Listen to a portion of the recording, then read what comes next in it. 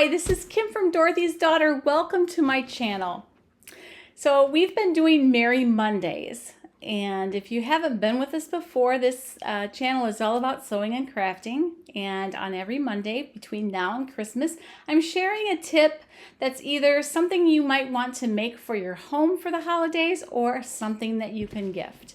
And as the days are getting cooler, today's project is a heat pack. You put this in the microwave for 3 to 4 seconds and it stays warm, and I tested this. It stays warm an hour and a half. So it's a really great little heat pack. The secret is dried corn rather than rice.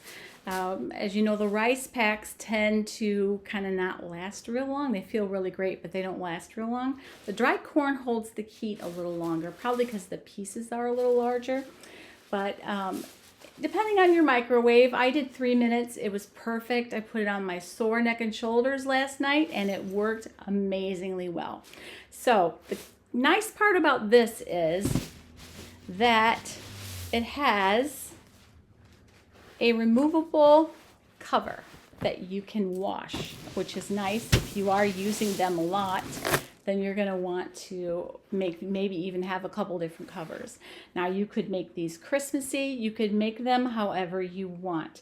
You could also vary the size depending on what size you want for your body or what part of the body you want to put it on. So I wanted just a 10 by 15. It's a perfect size to throw over my shoulder or on my lower back, which is where I tend to have my issues. So just depending on what you like, you can also warm it up, put it inside your sheets and right where your feet are going to go. And then once your feet are there, you can move it to wherever you need it for your aches and pains. So it's a really great little heating pack, great gift, especially for someone who's maybe suffers with fibromyalgia or any of those things that some of us suffer with. It would be a really very much appreciated gift, I'm sure. So the instructions I'm showing you is how to make this one, which is 10 by 15, and it has a cuffed top. The cuff is about 2.5 inches because this piece of fabric was about 6 inches, and they're all 1/2 inch seams. So you'll see the sizes are all listed in the little video I'm going to play you of the demonstration. And yeah, so this would be something that you could gift anyone, your mom, your dad. You could make this out of flannel for a guy. That would probably really be nice, like a plaid flannel. You could make this out of Christmassy fabric, and just in the spirit of giving someone something that you don't know what they need. So this is a really great project. So on with the instructions, and I'll come back at the end. Okay, so we're going to cut our pieces 10.5 by 15.5, or you can really make it any size that you want. And you're going to want to put right sides together and just kind of line them up. And you are going to definitely do 15.5 by 10.5 if you want to make this size. Like I said, you can be creative with what size you make them. Make them for whatever the person is going to need. And then you're going to be sewing all the way around, but leaving a portion open so that we can fill it. Okay, next you're going to clip the corners on all 4 corners to make it easier to turn. Then you're going to go ahead and you're going to turn the project right side out using a point turner to make sure all of those corners are crisp and nice before you fill it.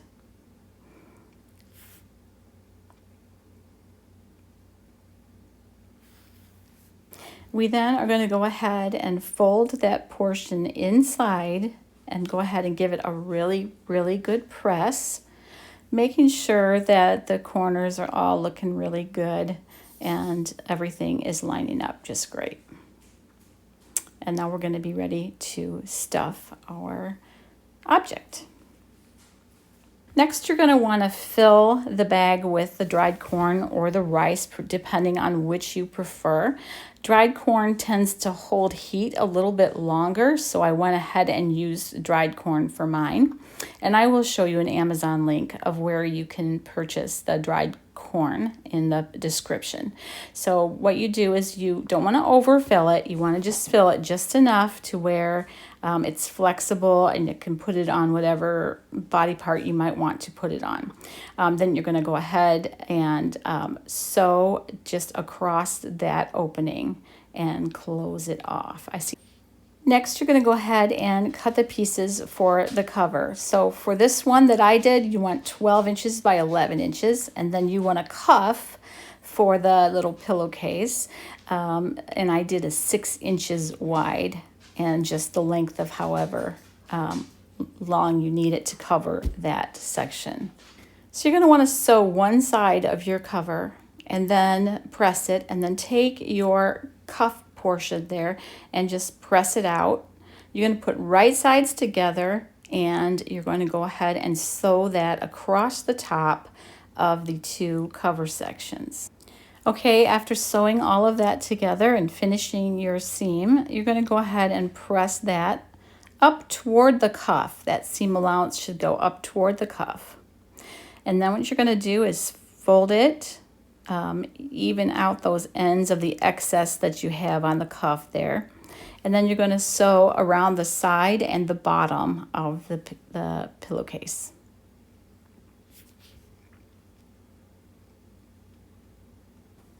All right, next you're going to go ahead and fold that over 1/2 inch at the top of the cuff and give it a really good pressing. And as soon as you've got that all pressed, then you're going to fold it over again and enclose all of those seams. And then you're going to take it to the sewing machine and you're going to sew all the way around from the inside, catching all of it and enclosing those seams at the top. You're going to go ahead and put your heat pack inside the pillowcase and fluff it out a little bit, and you have a wonderful heating pad that can be used over and over again, and the cover can come off and be washed.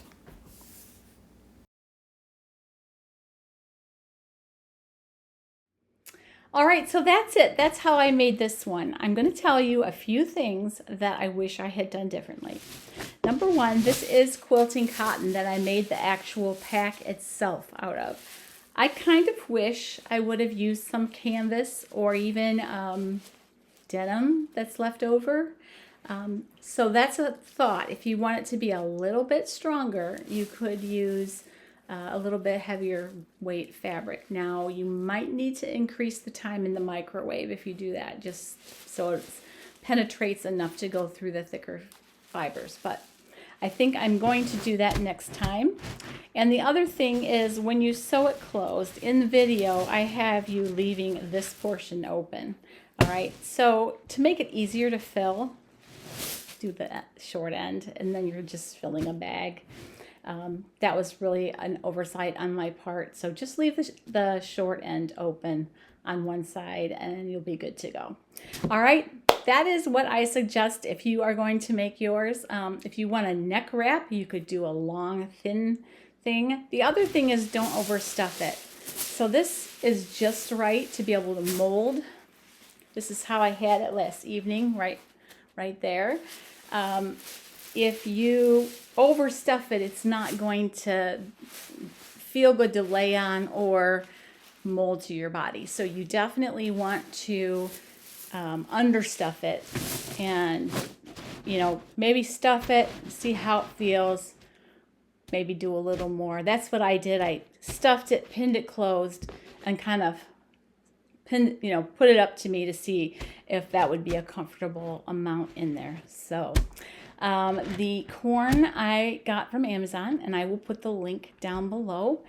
It was very inexpensive and probably enough to do maybe 4 of these. It was 10 pounds. So what's left in there, I think, would do about 3 to 4 more of these projects. So anyway, have fun with it. Merry Monday. And there's how many days left till Christmas? I don't know, but it's getting close. All right, you guys, take care. I also wanted to bring up that we have our bingo fall fashion bingo going.